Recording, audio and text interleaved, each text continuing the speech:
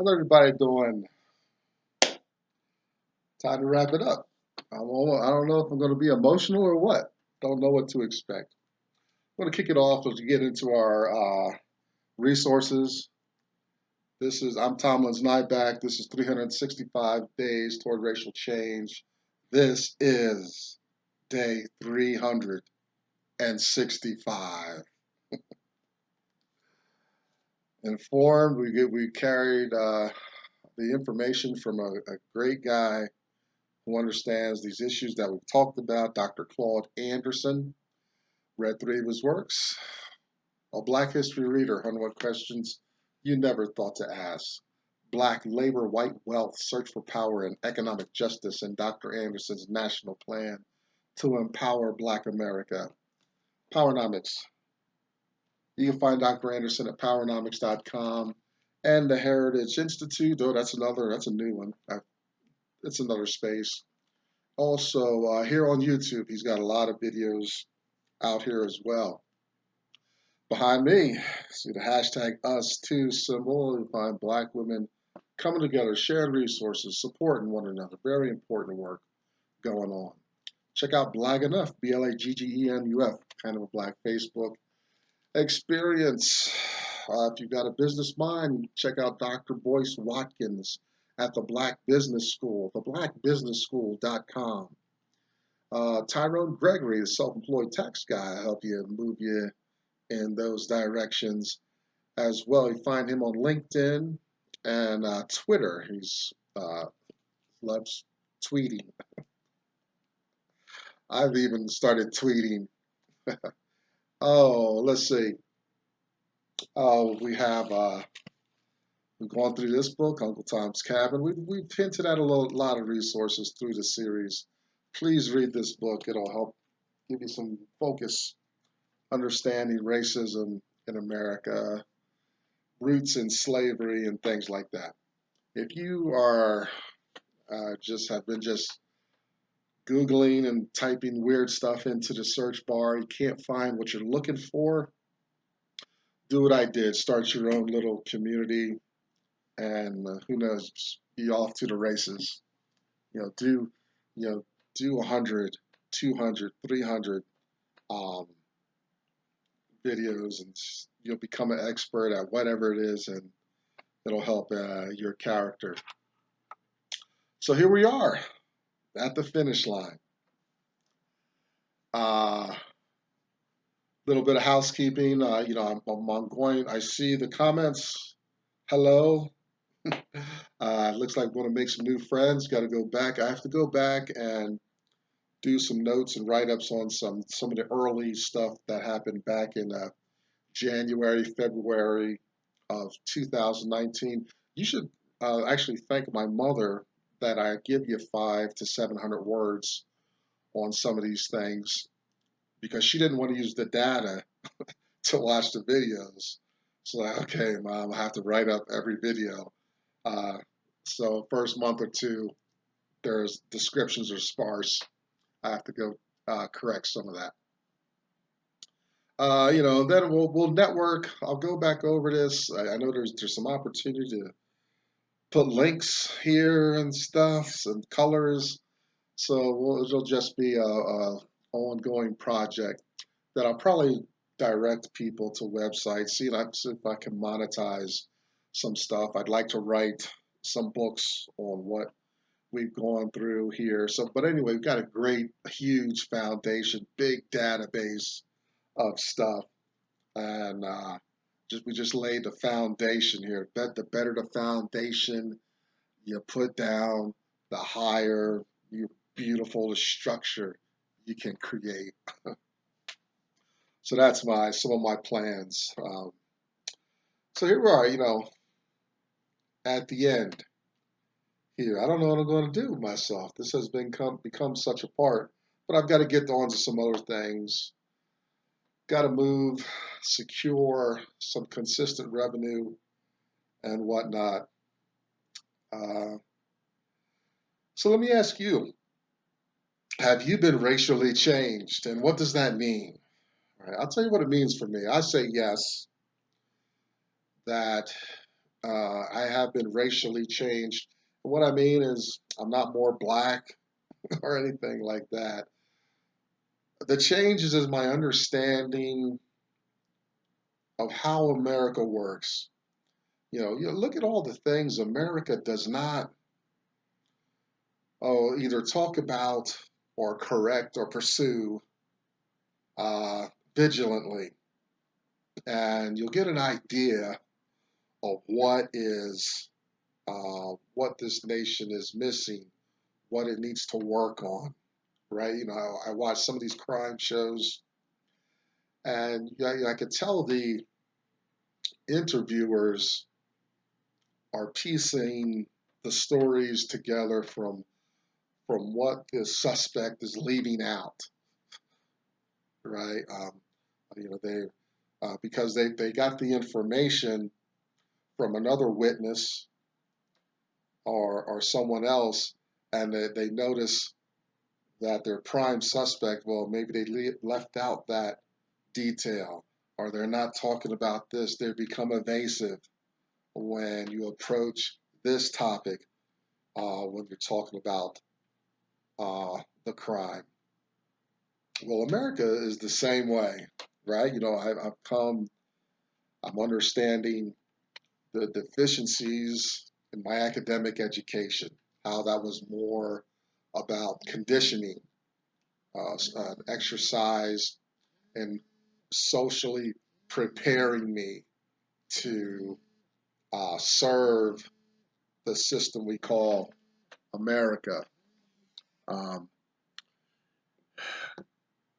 I understand, economic pitfalls, how the nation is just geared, it's prepared to receive me as a mindless drone to show up and participate and enrich a whole nother group that has no interest in seeing me succeed, be effective, or competitive in the system. Uh, it's just I live and I'm immersed in a system that's fine with me being a criminal, possibly being killed off, enriching our law enforcement system and its mechanisms that are well equipped and in place to receive me as a criminal. Um, Instead, I went the drug user route, so I got all wrapped up in those systems and mechanisms, right? And you find these white folks running things at the top of all these things. Um, but even if I had kept my head on straight, I would have had resistances in other areas, and ways that nefarious minded white folks could come in and hinder me from success, right? Over this time, I've learned not all white folks. I have a great white community that I engage and love and spend time with consistently. Um, what else has happened? Um, I've learned, oh boy, why is it that people would rather stand in the aisle than sit next to me on the train, crowded train? And it seems like it's funny and benign to people that don't get it and people that don't see it. I was reminded of the importance of that when I re-examined and revisited a movie called Black Like Me by a guy named John Griffin. And he uh, colored himself black, not blackface, and went around the South and was treated as a black man. So he got a taste of racism, right? So he understands it. Well, uh,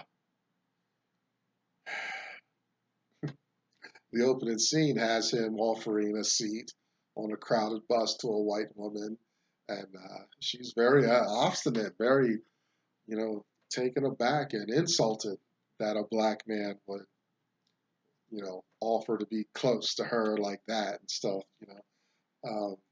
So it was good to revisit that film. It's here on YouTube. It's called Black Like Me, and they've got the full version of it. Go watch that. But it's coming, I guess, processing fully racism in America at me, right? Not just reading it in books or giving it lip service offhand when I see a slave movie or something like that, but like really processing it fully. And now when I'm out in the world, out in America, I'm so much more at peace with it, okay with it. Like it still berates me and it's still apparent, but at least I'm educated, I'm aware of it. Now I can maneuver in the system adequately. It's like if it's one of I got something on my bucket list is to, sail around the world and, just using the wind, like they used to do, the way my ancestors were carried over here, right? It's something I'd like to do. I enjoy that, and it intersects with another one of my hobbies, astronomy and stuff like that. But I mean, could you imagine me in a ship? And I've got all the sails. I got sails, riggings, and ropes, and all that stuff. And people are like, say it's a race on the ocean, and people are, the starting gun goes off, and people are zoom, and they're pulling stuff, and I'm like, how are they doing that? And the wind is in their face.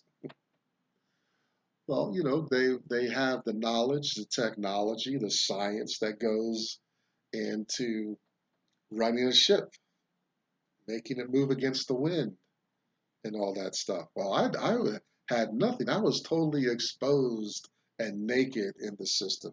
It moved me this way and that, and I was afraid of all kinds of stuff, losing my space and not being taken care of. So much of that has just disappeared in the course of making this project.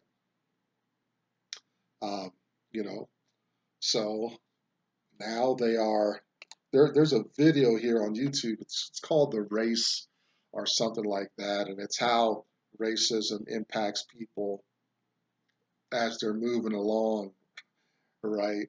It's a good video, but this ship on the ocean is just like this. So these people that know how to fill their sails and tack against the wind and all that, they're way out ahead of me, way out there across the ocean. But at least I can see their backsides now because I've learned which ropes to pull and what's connected to what on my ship and how the wind uh, fills the sails, how to move against the wind, recognizing, judging the currents and navigating my ship so that I'm essentially on the right pathway to where I want to go, right?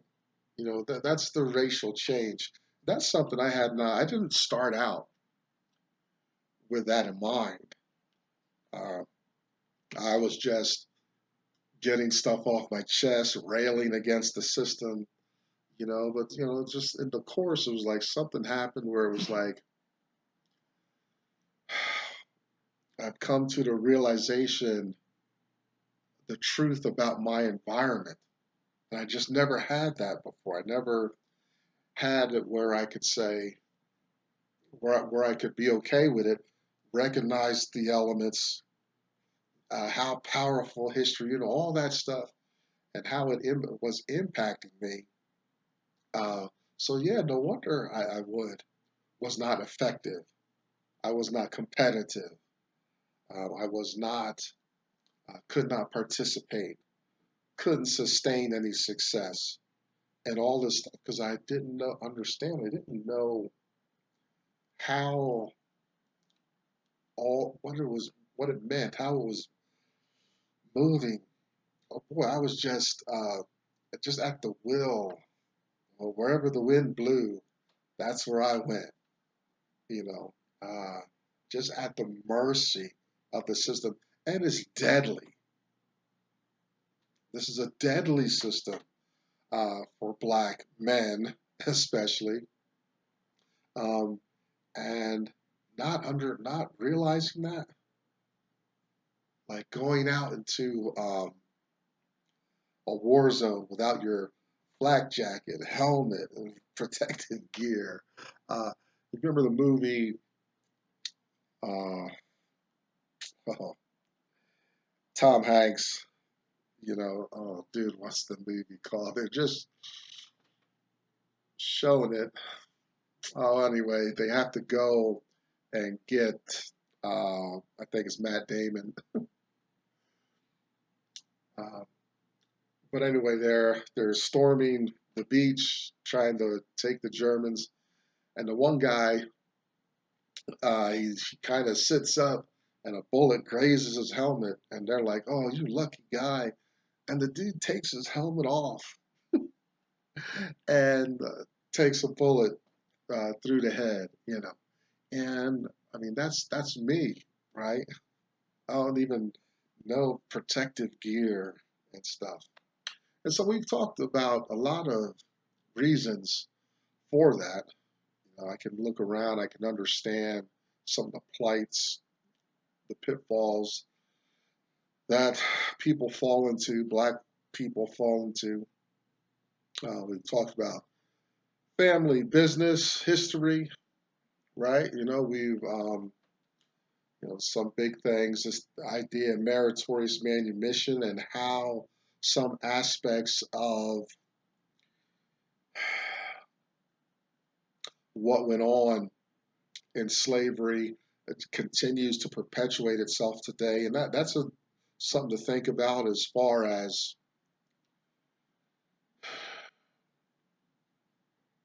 what kind of attitudes are still in the system, or what kind of seeds do we want to plant in the system that become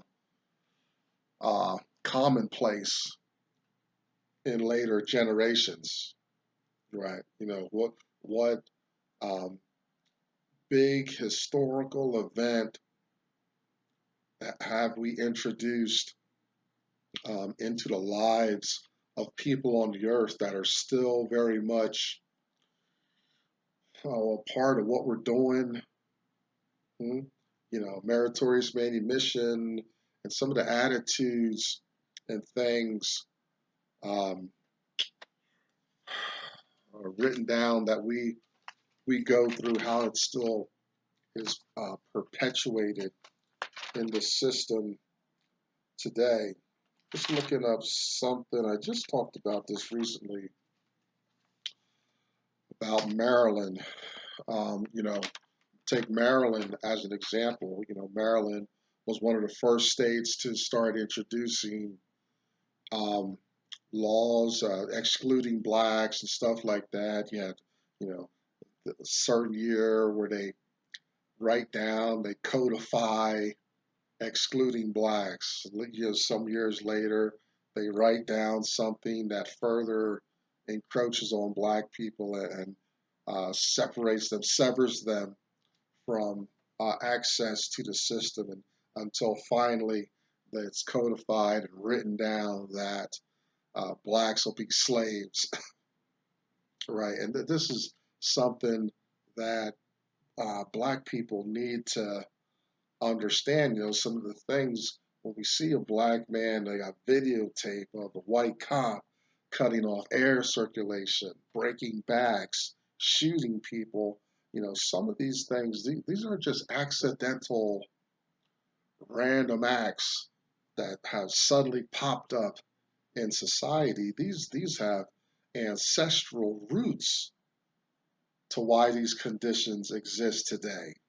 You know, there's a first cause way back somewhere in history that makes it almost justifiable for white people to treat black people thus and so, right?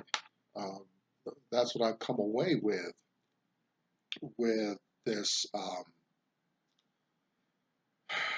what's going on in America. You know, you can ask the Jewish folks, right? The Holocaust for them, you know, World War II and things, the tragedy was, you know, these little encroachments.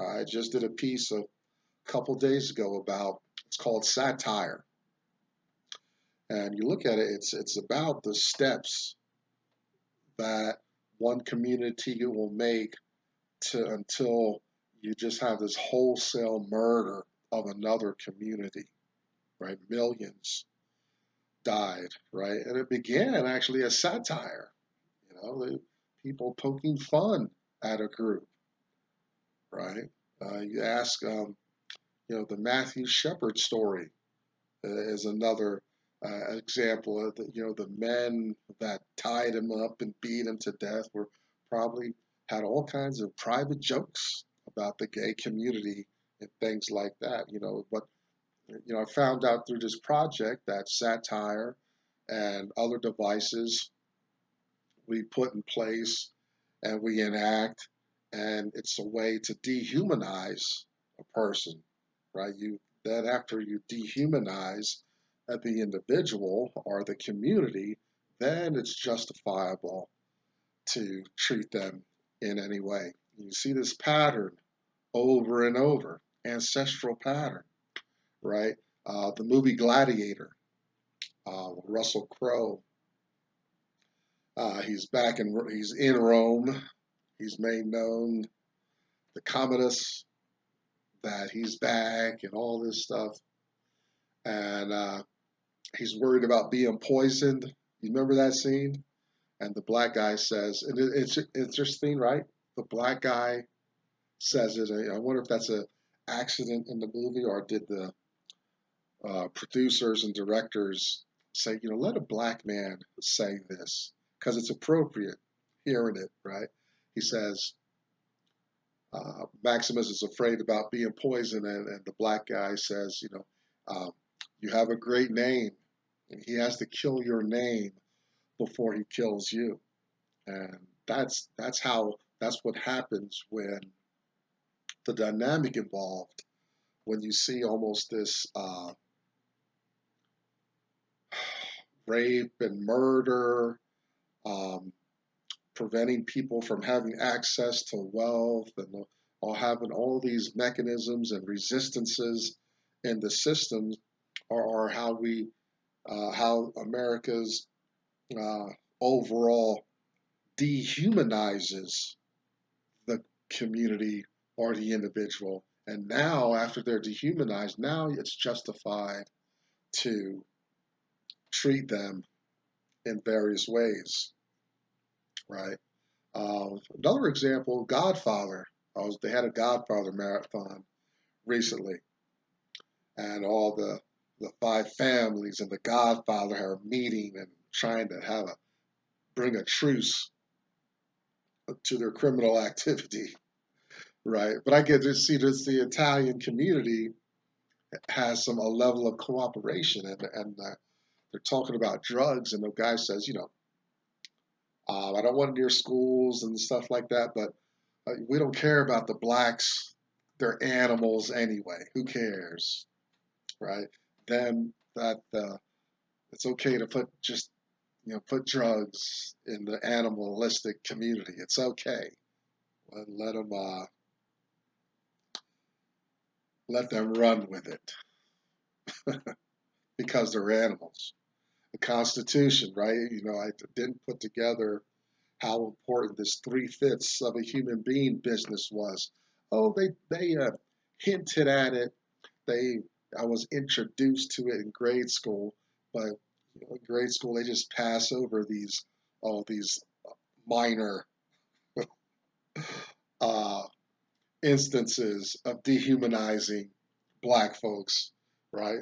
But this three-fifths business is huge, especially when uh, we correlate it, parallel it with our argument on this idea of dehumanization.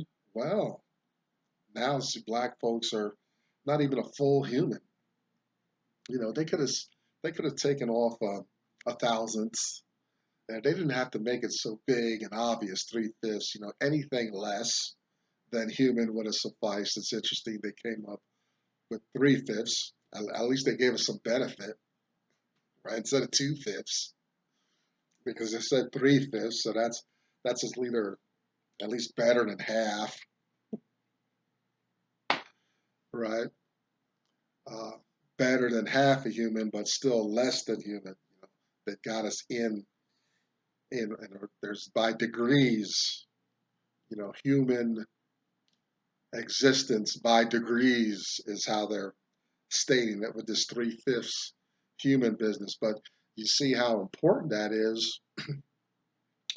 Oh, when you look at the policies towards black people, but look at how we drag our feet as a nation towards black folks. How, because they're not full, that's never been overturned. That's still in the Constitution, three-fifths, right? And so, if you talk about the law, what's written, precedents, some of that stuff, then the importance of that figure applied to black people becomes very significant in the nation's attitude toward black people, right? But grade school, oh boy, it's such a mechanism and tool for the greater machine, white corporations in America. It's just pre- preparing me to work for them and enrich them. So a lot of that stuff has to. It's well, I'm still going to be processing it, sinking in. I'm aware of it. I can resist it now. When I went, I've been in basic training.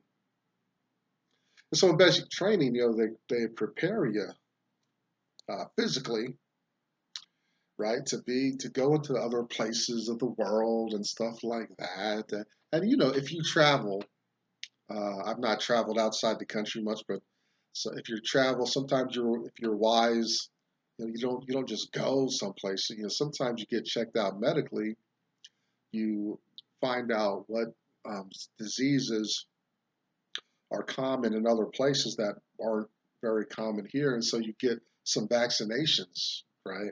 In basic training, that soldier is going to get a full spectrum of vaccines. Even if they've had it before, they get the whole battery of stuff. I was sick as a dog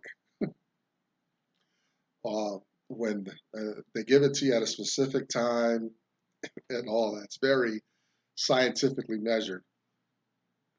Um, but it's to prepare you to be physically prepared in whatever environment you're going to be exposed to.